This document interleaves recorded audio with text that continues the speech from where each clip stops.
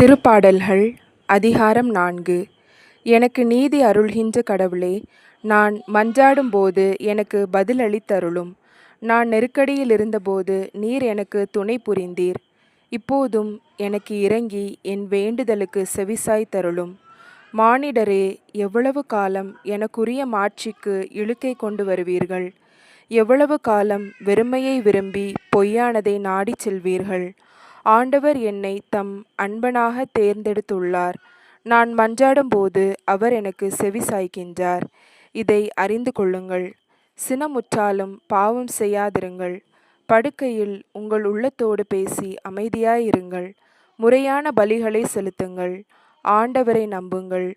நலமானதை எங்களுக்கு அருள யார் உளர் என கேட்பவர் பலர். ஆண்டவரே, எங்கள் மீது உமது முகத்தின் ஒளி வீசும்படி செய்தருளும்.